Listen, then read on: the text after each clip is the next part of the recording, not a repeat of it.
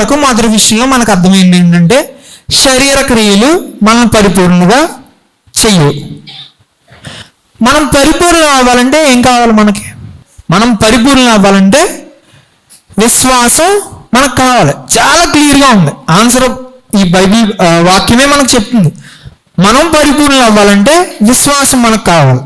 ఇక్కడ పౌలు గారు వ్యత్యాసం చూపిస్తున్నారు. మీరు గమనించినట్లయితే 3వ వచనంలో మీరు ఆత్మ పొందితిరి, దేని వలన? ధర్మశాస్త్ర క్రియల వలన లేక విశ్వాసం వలన అని 2 క్వశ్చన్లు వేశాడు అక్కడ. అలాగే 5వ వచనంలో చూడండి, ఆత్మను మీకు అనుగ్రహించి మీలో అద్భుతములు చేయించేవాడు ధర్మశాస్త్ర సంబంధ క్రియల వలన చేశాడా లేక విశ్వాసంతో వినడం వల్ల మీరు చూశారా అని అడుగుతున్నాడు. 2 వ్యత్యాసాలు ఏంటంటే, మీరు ఆత్మలో ఆరంభించబడ్డారు కదా, ఆత్మలో ఆరంభించబడింది ఎలా ఆరంభించబడ్డారు అని అడిగారు. ధర్మశాస్త్రం వలన లేక విశ్వాసం వలన? రెండవది ఆత్మ మీకు అనుగ్రహించబడింది, అద్భుత కార్యాలు చూశారు, అవి ధర్మశాస్త్ర క్రియల వలన, అదే శరీర క్రియల వలన లేక విశ్వాసం వలన? క్లియర్గా ఉంది. వారికి ఆత్మ ఎవరి మూలంగా అనుగ్రహించబడింది? వారు యేసుక్రీస్తు ప్రభు వారిని నమ్మి ఆయన్ని విశ్వసించి ఆయన ద్వారా బాప్తిజం పొందుకుని రక్షణలోకి నడిపించబడిన తర్వాత వారు ఆత్మను పొందుకున్నారు. పాపి దగ్గర ఆత్మ ఒక పాపి ఆత్మను పొందుకోలేడు కదా. వారు యేసుక్రీస్తు ప్రభు వారిని విశ్వసించారు. వారు ఆత్మలో ఆరంభించబడడానికి విశ్వాసం సహాయపడింది. ఆ జస్టిఫికేషన్ అనేది ఒక డాక్ట్రిన్. మనము నీతిమంతులుగా తీర్చబడ్డం అనేది ఒక సిద్ధాంతం. ఆ సిద్ధాంతంలో విశ్వాసం అనేది కీలకమైన పాత్ర పోషిస్తుంది. విశ్వాసం అనేది కీలకమైన పాత్ర పోషించింది. ఇక్కడ కూడా పౌలు గారు చాలా వ్యత్యాసం చూపిస్తూ మాట్లాడుతున్నారు. మీరు ఇన్ని పొందుకున్నారో ఆత్మకార్యాలు, మీరు రక్షణ పొందుకున్నారో అవన్నీ విశ్వాసంతో పొందుకున్నారా లేకపోతే ఈ శరీర క్రియల వలన పొందుకున్నారని క్వశ్చన్ వేస్తున్నాడు ఆయన. ఇప్పుడు మీరు ఆన్సర్ చెప్పండి. యేసుక్రీస్తు ప్రభు వారిని నమ్ముకున్నాం మనం, మనకి దైవజనులు ఆనందరావు గారి ద్వారా సువార్త అనుగ్రహించబడింది, లేదా వేరే ఎవరి ద్వారా అయినా మనకి సువార్త అనుగ్రహించబడింది. మనము నమ్మి బాప్తిసం పొందుకున్నాం, ఒక ఉపదేశ క్రమంలో ఒక సంఘంలో మనం నడుస్తున్నాం. ఇవన్నీ మన యొక్క క్రియల వలన లేకపోతే విశ్వాసం వలన? చెప్పాలి. విశ్వాసం వలన అనుగ్రహించబడింది, అవునా కదా? దేవునికి మహిమ కలుగును గాక, హల్లెలూయా. దేవుణ్ణి విశ్వసించడం వలన, యేసుక్రీస్తు ప్రభు వారి యందు మనం విశ్వాసం ఉంచడం వలన అవి మనకి అనుగ్రహించబడి. ఈ వ్యత్యాసం చూపించిన వెంటనే పౌలు గారు ఒక ఉదాహరణ తీసుకొచ్చారు. ఇక్కడ ఒక గొప్ప వ్యక్తిని, విశ్వాసానికి తండ్రి అయిన అబ్రహాముని తీసుకొచ్చి ఇక్కడ చూపిస్తున్నారు. ఆయన ఏం చెప్తున్నాడంటే, అబ్రహాము నీతిగా ఎంచబడ్డాడు. చదువు, అబ్రహాము నీతిగా ఎంచబడ్డాడు. ఎందు నిమిత్తం? ఆయన ధర్మశాస్త్ర క్రియలు పాటించాడా లేక ఆయన పాప పరిహారార్థ బలులు అర్పించాడా? దేవుడు అబ్రహాము నువ్వు లేచి రా అన్నప్పుడు ఏం చేశాడు? ఆయన దేవుణ్ణి విశ్వసించాడు. విశ్వసించి ఆయన రా అనగానే లెగిసి వెంటనే మారు మాట చెప్పలేదు. అందుకే యేసన్న గారు మంచి పాట రాశారు. అబ్రహాము విశ్వాసముతో స్వదేశము విడచెను, పునాదులు గల పట్టణముకై వేచి జీవించెను. అబ్రహాము విశ్వాసముతో స్వదేశము విడచెను, పునాదులు గల పట్టణమునకై వేచి జీవించెను. అబ్రహాముకు చాలిన దేవుడు నీవేనయ్యా, అబ్రహాము దేవుడా, ఇస్సాకు దేవుడా, యాకోబు దేవుడా, నాకు చాలిన దేవుడా, యేసయ్యా నా యేసయ్యా, యేసయ్యా నా యేసయ్యా, యేసయ్యా నా యేసయ్యా, యేసయ్యా నా యేసయ్యా, యేసయ్యా నా యేసయ్యా, హల్లెలూయా. ఆయన విశ్వాసానికి కర్త అయిన దేవుడు.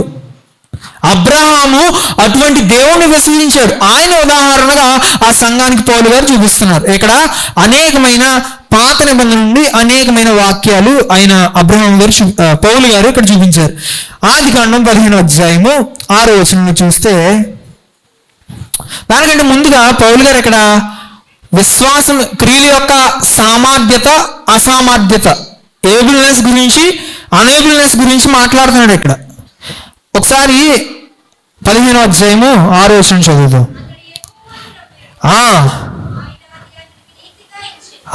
చూడండి, ఇక్కడ ఆయన ఎవరిని నమ్మాడంట?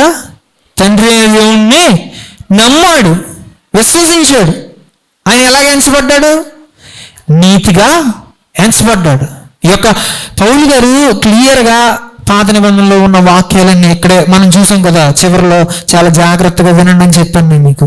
నీతిమంతుడు విశ్వాస మూలంలో జీవించిన అన్న వాక్యం హబక్కూకు 2వ అధ్యాయం 4వ వచనం ఉంటుంది. మీరు ఇంటికి వెళ్ళిన తర్వాత చూడండి.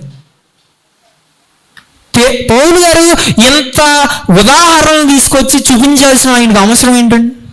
ఆయన మీరు ఎట్టిపోతే అటు బాగుండే, మీరు నమ్మితే నమ్మండి, విశ్వసించకపోయినా నాకేం కాదు, మీరే పోతారని వదిలేయచ్చు కదా. ఎందుకంటే ఆయన తన యొక్క సమయాన్ని వెచ్చించి వారికి విలువైన స్వార్థను అందించి వారి సరైన ఉపదేశ క్రమంలో వారు నడిపించబడాలని, విశ్వాసములో వారు నడవబడాలని చాలా శ్రద్ధ తీసుకుని వారిని నడిపిస్తున్నాడు పౌలు గారు. అక్కడ అబ్రహాము పాత నిబంధన వ్యక్తి అయినప్పటికీ దేవుడు పిలవగానే దేవుడు విశ్వసించి వచ్చేసాడు కనుక విశ్వాసులకు తండ్రిగా ఆయన చేశాడు. ఈ యొక్క దేవుని యొక్క వాక్యంలో మనం తెలుసుకోవాల్సింది ఏంటంటే, ఈ యొక్క ఉదయకాల సమయంలో దేవుడు ఆయన్ను విశ్వసించడం వలన మనల్ని పరిపూర్ణంగా చేస్తాడు. రెండో విషయం, ఆయన విశ్వసించడం వలన మనల్ని పరిపూర్ణంగా చేస్తాడు. ఇక్కడ వినటం వలన విశ్వాసం కలుగుతుందని పౌలు గారు ఈ యొక్క అధ్యాయంలోనే చెప్తున్నారు. వినటం వలనే కదా మీరు అద్భుత కార్యాలు చూశారు. అంటే దేవుని యొక్క వాక్యము గూర్చి వినటం వలన, దేవుని యొక్క వాక్యాన్ని విన్న విశ్వాసి ఏ విధంగా నడుచుకుంటాడు? శరీరానుసారంగానా లేక ఆత్మానుసారంగానా? ఆత్మానుసారంగా నడుచుకుంటాడు. చాలామంది తల్లులు ఉన్నారు ఇక్కడ. మీరందరూ దేవుని యొక్క వాక్యాన్ని బట్టి నడుచుకుంటున్నారు కదా. దేవుని యొక్క వాక్యంలో ఏముందంటే, బాలుడు నడవలసిన త్రోవను వాడికి నేర్పించండి. తర్వాత ఏముంటుంది? వాడు పెద్దవాడైనప్పుడు దాన్ని తొలగిపోడు. మీ పిల్లల్ని దేవుని మందిరంలో కూర్చోబెట్టండి. ఎందుకు చెప్తున్నానంటే, ఇప్పుడు మీరు నేర్పించలేదు ఇంకో కొంతమంది ఉన్నారు సీనియర్ తల్లులు, వాళ్ళని అడగండి వాళ్ళ పిల్లలు వాళ్ళ ఇంట్లో మాట వింటున్నారో లేదు. నేర్పించాల్సిన సమయంలో వారికి దేవుని మాటలు నేర్పించలేదు, కూర్చోబెట్టాల్సిన సమయంలో వారిని దేవుని సన్నిధిలో కూర్చోబెట్టలేదు. కనుక తల్లులందరూ మీరు విశ్వాసులు కనుక 2 చేతులు జోడించి చెప్తున్నాను, మీ పిల్లల్ని దేవుని సన్నిధిలో చిన్నప్పటి నుంచే పెంచండి. దేవుని సన్నిధిలో పెంచడం వలన విశ్వాసంలో ఎదుగుతారు వాళ్ళు. చాలామంది బిడ్డలు ఉన్నారు, వారిని బట్టి దేవునికి మహిమ కలిగింది కాక. బాలు, రాజు, ఇంకా ప్రిన్స్, ఇలాంటి పిల్లలు దేవుని పరిచయంలో బహుగా వాడబడుతున్నారు. ఇక్కడ మ్యూజిక్ వాయిస్తున్నారు, కొత్తపేట వెళ్ళి అక్కడ పాటల్లో వాయిస్తున్నారు. అందుని బట్టి దేవునికి మహిమ కలిగింది కాక. దేవునికి స్తోత్రం, హల్లెలూయా. పేర్లు చెప్తున్నాను ఏమనుకోకండి. చాలామంది పిల్లలు వాడబడుతున్నారు దేవుని పరిచర్యలో. వారి తల్లిదండ్రులు వారి క్రమాన్ని నేర్పిస్తున్నారు. అనేక మంది పిల్లలు ఉన్నారు, చాలామంది పిల్లలు వైదొలిగిపోతున్నారు. అటువంటి పిల్లల్ని మీరు జాగ్రత్త పెట్టాలి. మీరు విశ్వాసులు కనుక విశ్వాసంలో నడిపించినప్పుడు నీ కుటుంబం ఆశీర్వదించబడుతుంది. ఇక్కడ అబ్రహాము తన కుమారుడు ఇస్సాకును అలాగే యాకోబు వారందరూ ఎలాగా అబ్రహాం బాటలోనే నడిచారు. దేవుడు అనుగ్రహించిన వాగ్దానాన్ని పొందుకున్నారు. ఇక్కడ చూడండి, విశ్వాసం, ఇప్పుడు ఇంతలా విశ్వాసం గురించి చెప్తున్నారు. విశ్వాసం గురించి వింటే సరిపోతుందా? నాకు రక్షణ వచ్చేస్తుందా? విశ్వాసం వలన మాకు వచ్చే బెనిఫిట్ ఏంటి? దానివలన మాకు కలిగే ఆదాయం ఏంటని అనుకోవచ్చు. చూడండి 7వ వచనంలో, కాబట్టి విశ్వాస సంబంధులే అబ్రహాము కుమారులని మీరు తెలుసుకోండి. దేవుడు విశ్వాస మూలముగా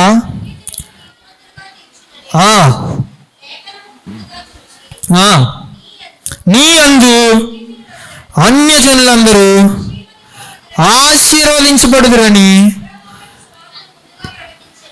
చూడండి, సువార్త, విశ్వాసమును కూర్చిన సువార్త అబ్రహాముకు ముందుగానే చెప్పాడు, నిన్ను బట్టి అన్ని జనులందరినీ ఆశీర్వదిస్తాను. ఎందుకు ఆశీర్వదించాడు? అబ్రహాము దేవుని విశ్వసించాడు, శరీర క్రియలను కాదు. రెండవ విషయం ఇది, మనము పరిపూర్ణం అవ్వాలంటే దేవుని విశ్వసించాలి, యేసుక్రీస్తు ప్రభు వారిని విశ్వసించాలి. మనం దానివలన ఏం పొందుకుంటున్నాం? అబ్రహాము కుమారులు అంటే సాక్షాత్తు దేవుని కుమారులుగా మనం పిలువబడుతున్నాం. దేవుని యందు విశ్వాసం ఉంచడం వలన అన్ని జనులందరూ రక్షించబడతారు, ఆశీర్వదించబడతారనే వాగ్దానము అబ్రహాముకు చేసిన దేవుడు ఈ రోజు నీ జీవితంలో నెరవేరుస్తున్నాడంటే విశ్వసించాలి ఖచ్చితంగా. నువ్వు దేవునికి మహిమ కలుగును గాక. హల్లెలూయా, హల్లెలూయా. ఈ దినాన్న నా ప్రియ సంగమా, ఈరోజు నీకు విశ్వాసం లేకపోతే నువ్వు ఎన్ని చేసినప్పటికీ అవి మృతమే. నువ్వు మంచి క్రియలు చేయొచ్చు, అది నీ రక్షణకి పనికిరాదు.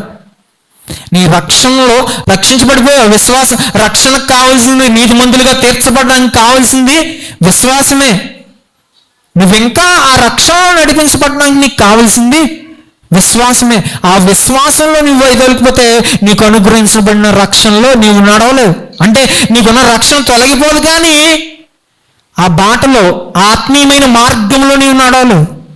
విశ్వాసంలో వైదొలిగిపోతే దేవుని స్తుతించలేవు, దేవుని ఆరాధించలేక ఆసక్తి ఉండదు, దేవుని స్తుతించాలని తపన ఉండదు. ఈ దినాన ప్రియ సంగమా, చాలా సూటిగా దేవుని యొక్క వాక్యం మాట్లాడుతుంది. ఎప్పుడైతే యేసుక్రీస్తు ప్రభువారిని నీవు విశ్వసిస్తావో అప్పుడు నీవు పరిపూర్ణం అవుతావు. ఒక విషయాన్ని చెప్తాను నీకు. ఒక దీవి ఉంది, దీవి తెలుసు కదా, దీవి ఎక్కడ ఉంటుంది? ఐలాండ్, సముద్రం మధ్యలో ఉంటుంది. ఒక ముగ్గురు స్నేహితులు ఏం చేశారంటే, సెలవు వచ్చినట్టు 3 రోజుల సెలవు. ఆ సెలవులకి ఏం చేశారంటే టూర్కి వెళ్ళారంట దీవిలోకి. దీవిలోకి వెళ్ళినప్పుడు బోట్ వేసుకుని వెళ్ళారు. బోట్ వేసుకుని వెళ్ళిపోతే బోటు బాగానే వెళ్తున్నారు, తాగుతూ ఆడుతూ పాడుతూ జలసాలు చేసుకుంటూ. మళ్ళీ దేవుని భక్తులే, దేవుని విశ్వసించిన వారే, తాగుతూ ఆడుతూ పాడుతూ వెళ్తున్నారు. బాగానే సరదాగా కబుర్లు చెప్పుకుంటూ మాట్లాడుకుంటూ వెళ్తుంటే గొడవ పడుతున్నారంట ముగ్గురు గొడవ పడతా తాగిన మత్తులో పడవని నడిపిస్తారు కదా, తెడ్డుతో పడవను కొట్టాడంట. మనిషిని కొడుతున్నాను అనుకుని పడవకి ఏం పడిందంటే కన్నం పడింది. కన్నం పడేసరికి ఏమైంది, నిజంగా జరిగింది ఇది. వాటర్ కింద నుంచి పైకి వచ్చేస్తుంది, బోట్ మునిగిపోతుంది.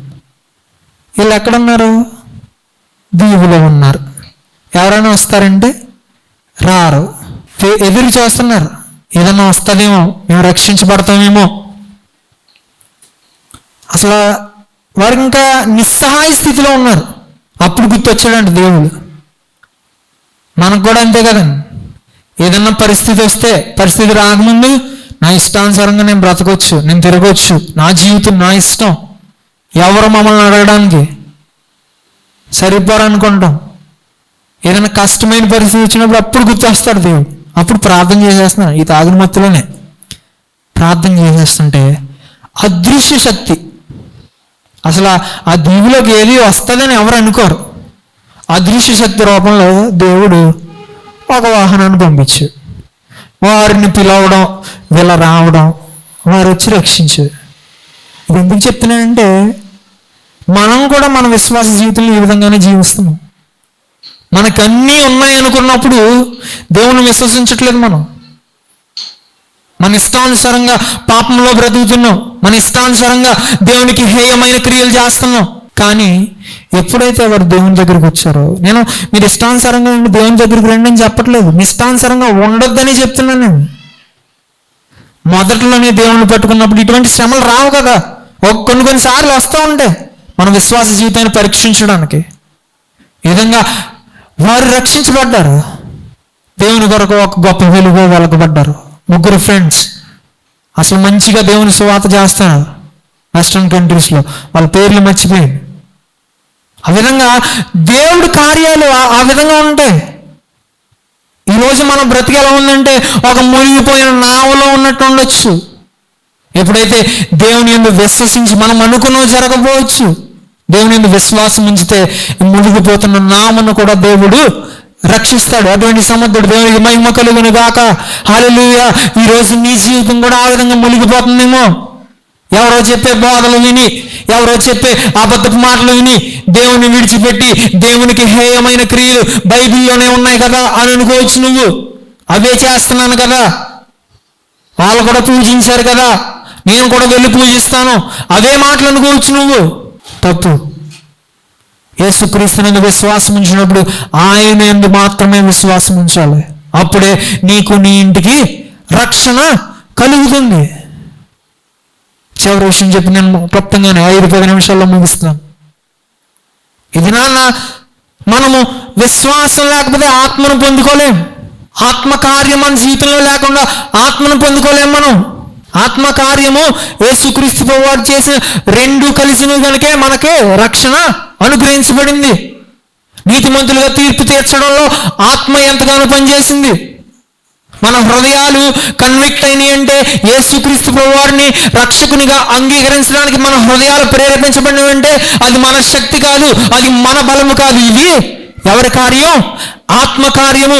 యేసుక్రీస్తు ప్రభువారి రక్షణ, మనకి రక్షణ అనుగ్రహించుటకు ఆయన కలువరి శిలువ మీద రక్తము కార్చి ఆయన చనిపోతే మనల్ని ఆ సజీవుడైన దేవుణ్ణి విశ్వసించుటకు ఆత్మకార్యం చేసింది. ఆత్మ కార్యం చేసింది. అటువంటి ఆత్మ ద్వారా ఈరోజు మనం పరిపూర్ణంగా అవ్వాలంటే మన జీవితంలో ఏముండాలి? విశ్వాసం ఉండాలి. ఆ విశ్వాసాన్ని అంటు పెట్టుకుని మన యొక్క రక్షణను, ఏ రక్షణను మనము విశ్వాసం ద్వారా పొందుకున్నామో ఆ విశ్వాసాన్ని మన జీవితంలో అంటు పెట్టుకుని మనం జీవించగలిగితే ఈ దినాన్న మనకి ఇటువంటి దుర్బాధలు వచ్చినప్పటికీ సరైన సత్యమైన వాక్యంలో నుండి మనం తొలగిపోం. 3వ విషయంగా చాలా ప్రాముఖ్యమైన విషయం 14వ వచనం ఇందాక చదివాం కదా, ఆత్మను గూర్చిన వాగ్దానము విశ్వాసం వల్ల మనకు లభించినట్లు అబ్రహాం పొందిన ఆశీర్వచనము క్రీస్తు యేసు ద్వారా అన్ని జనులకు కలుగుటకై క్రీస్తు మన కోసం శాపమై మనల్ని ధర్మశాస్త్రం యొక్క శాపం నుండి విమోచించెను. ఇందును గూర్చి మ్రాను మీద వేలాడిన ప్రతి వాడును దేవునికి మహిమ కలిగిన 2 చేతుల పైకి దేవునికి స్తోత్రం చెల్లిందా. హల్లెలూయా. అబ్రహాముకు చేశాడు దేవుడు వాగ్దానం. ఏమనండి? చదవండి ఒకసారి 14వ వచనం మొదటి లైన్. విశ్వాసం వల్ల లభించినట్లు అబ్రహాముకు వాగ్దానం చేశాడు దేవుడు. ఏమని? క్రీస్తు యేసు ద్వారా అన్ని జనులకు కలుగుటకు. అంటే క్రీస్తు యేసు ద్వారా, అబ్రహాము ద్వారా, నీ ద్వారా అన్ని జనులను రక్షిస్తానని చెప్పాడు. క్రీస్తు ఎవరండి? అబ్రహాం లైనే కదా.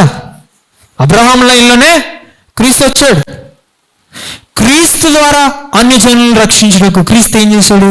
మనందరి కోసము ఆయన యొక్క శాపాన్ని, మన యొక్క శాపాన్ని ఆయన మీద వేసుకుని భరించాడు. కింద రాయబడి ఉంది, మ్రాను మీద వేలాడిన ప్రతి వాడును శాపగ్రస్తుడు. శిలువ మీద మన కొరకు ఆయన వేలాడి ఏమయ్యాడండి? నీతిమంతుడిగా వచ్చాడు. ఆయన ఏ పాపం లేకుండా ఈ భూపైకి వచ్చాడు. కానీ ఆయన ఏం చేయబడ్డాడు? చనిపోయినప్పటికీ శాపగ్రస్తుడు అయిపోయాడు. ఎవరి వలన? ఈరోజు నేను చేసిన పాపం వల్లనే, నేను చేసిన పాపం వల్లనే మనకు రక్షణ అనుగ్రహించినకు యేసుక్రీస్తు ప్రభువారు మనందరి నిమిత్తం శాపంగా మారిపోయాడు. 3వ విషయం ఏంటంటే, మొదటి విషయంగా నేను చెప్పాను, మనం నమ్మవలసింది యేసుక్రీస్తు ప్రభువారిని కానీ శరీర క్రియల్ని కాదు. ఎందుకు? మనం పరిపూర్ణులు అవుటకు, దేవునిలో పరిపూర్ణులు, దేవునిలో మనం పర్ఫెక్ట్ అవుటకు. 2వది విశ్వాసం. మనకు అనుగ్రహించబడిన రక్షణ కొరకు అనుగ్రహించబడిన విశ్వాసం మనం జీవితాంతం కొనసాగిస్తేనే మనం పరిపూర్ణులు అవుతాం. 3వది ఆయన చేసిన కార్యాన్ని మర్చిపోతాం. ఆయన మన కొరకు చేసిన ఈ గొప్ప త్యాగాన్ని మర్చిపోతే మనం పరిపూర్ణ అవ్వలేం. ఆయన చేసిన ఈ త్యాగాన్ని మనం గుర్తుంచుకుంటే ఏమవుతుందంటే మనం పరిపూర్ణంగా ఆత్మీయ జీవితంలో నడవబట్టాక దేవుడు సహాయం చేస్తాడు. చాలా క్లియర్గా రాయబడింది. ఆయన మనకు వాగ్దాన పుత్రుడిగా ఈ లోకానికి వచ్చాడు. అబ్రహాముకు చేసిన వాగ్దానం ఎక్కడో ఆది కాండంలో చేసిన వాగ్దానం ఇక్కడ నెరవేర్చబడింది. ఈ లోకానికి నీతిమంతుడిగా వచ్చాడు పాపిగా ఉన్న నన్ను రక్షించడానికి. చూస్తే చాలా వచనాల్లో ఉంటుంది. 3వ అధ్యాయం 22వ వచనంలో కూడా ఒకసారి చదువు. ఆ, కలిగిన వాగ్దానము విశ్వసించే వారికి అనుగ్రహించబడిన యేసుక్రీస్తు వలన కలిగిన వాగ్దానం ఏంటంటే మనమందరం రక్షించబడతాం, మన యొక్క పాపం నుండి విడుదల పొందుతామనే వాగ్దానము యేసుక్రీస్తు వలన ఎవరికి కలిగింది? మనకి విశ్వాసం ఉండటం వలన, ఆయన విశ్వసించడం వలన. అబ్రహాం టైంలో చేసింది వాగ్దానము ఇప్పుడు మనకు కూడా వర్తింపజేస్తున్నాడు. ఎవరి వలన? యేసుక్రీస్తు వారి వలన, ఆయన చేసిన గొప్ప త్యాగం వలన ఆ వాగ్దానాన్ని మనం పొందుకుంటున్నాం. ఈరోజు మనం పరిపూర్ణలు అవ్వాలంటే ఆయన చేసిన త్యాగాన్ని గుర్తుంచుకోవాలి. ప్రియ సంగమా, ఈరోజు ఆయన చేసిన త్యాగాన్ని గుర్తించక మనం ఏం చేస్తున్నాం అంటే ఆయన తోలనాడుతున్నాం. మనం ఎలాగనుకుంటున్నారేమో, మనం డైరెక్ట్గా దేవుని దూషించిపోయినప్పటికీ మన పాపపు క్రియలు, మన లోక తలంపులు ఆయన బాధపడుతున్నాయి. ఆయన చేసిన త్యాగాన్ని మర్చిపోతున్నాం. దీని యొక్క వాక్యం అంత సూటుగా మాట్లాడుతున్నప్పుడు దాన్ని మనం అవలంబించాలి, దాన్ని అనుసరించాలి. మనం ఇత నాన్న క్రీస్తు వారు చేసిన త్యాగాన్ని మనం గుర్తించలేకపోతే ఏమవుతాం? శాపగ్రస్తులం అయిపోతాం మనం కూడా. ఒక సంఘటన, యథార్థ సంఘటన చెప్పి నేను ముగిస్తాను. చాలాసార్లు మీరు వినే ఉంటారు, స్కాట్లాండ్ దేశం అనుకుంటా. స్కాట్లాండ్ దేశంలో పూర్వం మన గ్రామంలో కాలువ ఉంది కదండి. కాలువ అవతల ఒక గేట్ ఉంటుంది. పెద్ద కాలువ అవతల ఏటుకొట్టు ఎక్కుతుంటే ఒక గేట్ ఉంటుంది. ఆ గేట్లో నుంచి బోట్స్ వెళ్ళేవి అని మాకు చెప్తూ ఉండేవి. మా అమ్మమ్మ గారు చెప్తూ ఉండేవారు. అయితే అటువంటి వంతునే ఒక వంతెన ఉందంట. ఆ వంతెనలో రెండు మార్గాలు, ఒకటి రైలు వెళ్తుంది. ఆ వంతెన క్లోజ్ చేసినప్పుడు 2 గేట్ ఉంటుంది షిప్స్ వెళ్ళడానికి. అది రైలు వెళ్ళలేనప్పుడు అది ఓపెన్ చేస్తే బోట్స్ అలాగే పడవలు అవి వెళ్తూ ఉంటాయి. అటువంటి బ్రిడ్జ్ దగ్గర కాపలా కాసే ఒక కుటుంబం కలిగిన వ్యక్తి కాపలా కాస్తున్నాడు. చాలాసార్లు మీరు వినే ఉంటారు. అయినప్పటికీ కాపలా కాస్తున్నప్పుడు ఒకనొక దినాన్న ఆ ట్రైన్ వస్తుంది అనిపించుకుని ఆయన గేట్ క్లోజ్ చేయడానికి వెళ్తున్నారు. జాగ్రత్తగా వినాలి, ఆడుకోవద్దు. ఆయన ట్రైన్ వస్తుంది అనిపించుకుని ఆ గేట్ క్లోజ్ చేయడానికి వెళ్తున్నాడు. గేట్ క్లోజ్ చేయడానికి వెళ్ళినప్పుడు ఆయన గ్రహించిన విషయం ఏంటంటే, ఆయన పెట్టాల్సిన లాక్ మాన్యువల్ ఆటోమేటిక్ లాక్ పోయింది. మాన్యువల్గా ఆయన వెళ్ళి పట్టుకోవాలి, దాన్ని గట్టిగా పట్టుకోవాలి. ట్రైన్ వెళ్ళాలంటే దాన్ని పట్టుకోవాలి. ట్రైన్లో సుమారు 1000 మంది ప్రజలు ఉంటారు కదా, ఆ ట్రైన్ని రక్షించాలి. వెళ్ళిపోయాడు ఆయన పెట్టడానికి వచ్చి దాన్ని పట్టుకుని నించున్న ట్రైన్ వస్తుందని గ్రహించి సిగ్నల్ పడింది. ఈలోపు ఆ బ్రిడ్జ్ మీదకి ఆయన కుమారుడు వచ్చాడంట. ఆయన కుమారుడు వస్తే ఈయన ఎటు చేయలేని పరిస్థితి. ఇటు నా స్వార్థం చూసుకుని నా కుమారుడిని రక్షించాలా, లేదా 1000 మంది అమాయక ప్రాణాలను రక్షించాలా అని ఒక సందేహంలో పడిపోయాడు. ట్రైన్ వచ్చేస్తుంది, చూస్తూ ఉన్నాడు. కానీ అక్కడ జరిగిన విషయం ఏంటంటే, అందరినీ తలచివేసిన విషయం, కుమారుడిని విడిచిపెట్టి తండ్రి ఏం చేశాడంటే ఆ ట్రైన్ కాపాడడానికి ఇష్టపడి గట్టిగా పట్టుకొని ట్రైన్ వెళ్ళిపోయింది. ట్రైన్లో అందరూ సంతోషంగా వెళ్ళిపోయారు. కానీ కుమారుడు ఏమైపోయాడంటే ట్రైన్ కింద పడి చనిపోయాడు. ఇది యథార్థంగా జరిగిన సంఘటన. చాలామంది సేవకులు చెప్పే ఉంటారు. ఇది ఎందుకు చెప్తున్నానంటే, తండ్రి అయిన దేవుడు తన కుమారుడిని కూడా మనందరి పాపముల నిమిత్తము, మనందరి శాపముల నిమిత్తం, మనందరిని రక్షించుటకు, మనందరి కొరకు ఆయన్ని శాపగ్రస్తుడుగా కలువరి శిలువ పైన వేలాడమని ఆయన పంపించాడు ఈ లోకానికి. మనందరి పాపం మోసుకొని గొర్రె పిల్లలాగా ఈ లోకానికి వచ్చాడు. ఈ విధంగా మనకు రక్షించబడిన మనము యేసుక్రీస్తు ప్రభువున పొందుకున్న రక్షణ మనము నిర్లక్ష్యం చేస్తున్నాం. ఆయన చేసిన త్యాగాన్ని మర్చిపోతే అది ఆయన చేసిన త్యాగం వృధా అవ్వదు, కానీ నీ జీవితమే వృధా అయిపోతుంది. నా వాక్యాన్ని నేను ముగిస్తున్నాను. ఇది నాన్న దేవుని విశ్వాసంలో ఎదిగి, దేవుని భక్తిలో ఎదిగి నువ్వు దేవుడు చేసిన కార్యాన్ని నువ్వు మర్చిపోయి నీ ఇష్టానుసారంగా జీవిస్తున్నావేమో. 3 విషయాలు చెప్పాను. ఈ లోకంలో రాబో పరిస్థితుల్లో, రాబో దినాల్లో అనేక దుర్బోధలు వచ్చే అవకాశాలు ఉన్నాయి. నీ సొంత క్రియలు, నీ శరీర క్రియలు నిన్ను పరిపూర్ణుడిగా చేయవు, నిన్ను పర్ఫెక్ట్గా చెయ్యవు. మనల్ని నమ్మి మన కొరకు మరణించి తిరిగి లేచిన దేవుడు మాత్రమే మనల్ని పరిపూర్ణంగా చేయడు. ఆయనే యేసుక్రీస్తు వారు. దేవునికి మహిమ కలుగును గాక. హల్లెలూయా. మొదటి విషయం, మన శరీర క్రియలు మనం నమ్ముకుంటే మనల్ని పరిపూర్ణంగా చేయవు. విశ్వాసం. రెండోది, అబ్రహాము ఏ విధంగా విశ్వసించి దేవుని యొక్క మాటను నమ్మి ఆయన యొక్క జీవితాన్ని కొనసాగించాడు, ఆ విధంగా మనకి విశ్వాసం ద్వారా పొందుకున్న రక్షణలో మనం నడిపించబడాలంటే ఆ విశ్వాసాన్ని అంటుపెట్టుకుని ఉన్నాం. మూడవదిగా, యేసుక్రీస్తు ప్రభు వారు చేసిన ఆ గొప్ప త్యాగాన్ని మరొక ఆయన్ని ఆరాధించాలంటే, ఆయన చేసిన కార్యం మరొక ఆయన నిలిచి ఉంటే మనం పరిపూర్ణమవుతాం. ఇంత పరిపూర్ణలు కావాలంటే మేము ఇంటి దగ్గర కూర్చోవచ్చు, మేము ప్రార్థన చేసుకోవచ్చు అనుకుంటున్నారేమో. సంగమా, బోధిస్తున్న ఈ వాక్యం అనేక రకాలుగా మార్చబడుతుంది. ఎవరి స్వార్థం కొరకు వారు బోధించుకుంటున్నారు, ఎవరి మహిమ కొరకు వారు బోధించుకుంటున్నారు. సత్యమైన దేవుని విడిచిపెట్టి ఇది నాన్న ఇటు రీతిగా కూడి ఇంత ఘనముగా దేవుని ఆరాధన చేస్తాం, ఇంత సత్యమైన వాక్యంలో నడిపించబడుతున్నాం అంటే అది దేవుడు ఇచ్చిన కృప మాత్రమే. అటువంటి కృప అనేక మందికి లేదు. కానీ దేవుడు ఈ సత్యమైన వాక్యాన్ని బోధించడానికి మమ్మల్ని నిలబెట్టుకుని మీ ముందు వాడుకుంటున్నప్పుడు, ఈ సత్యమైన వాక్యంలో, ఈ సత్యమైన ఉపదేశ క్రమంలో మీరు నడవబడాలనే తపనతో చెప్తున్నాను. గలతీయుల్లాగా అవివేకులు కాక యేసుక్రీస్తు యందు విశ్వాసం ఉంచి శరీర క్రియలను పక్కన పెట్టి ఆ విశ్వాసం నడుచుకుని ఆయన చేసిన త్యాగాన్ని గుర్తిస్తే సరైన సిద్ధాంతపరంగా నువ్వు నడవగలుగుతావు. ఆ సిద్ధాంతపరమైన ఏం చేస్తుందంటే మనల్ని డివోషన్లోకి, భక్తిలోకి నడిపిస్తుంది. ఆ భక్తి మనకి ఏం చేస్తుందంటే ఆశీర్వాదాన్ని ఇస్తుంది. అటువంటి ఆశీర్వాదం దేవుడు మనందరికీ అనుగ్రహించింది. దయచేసి మోకరిందాం.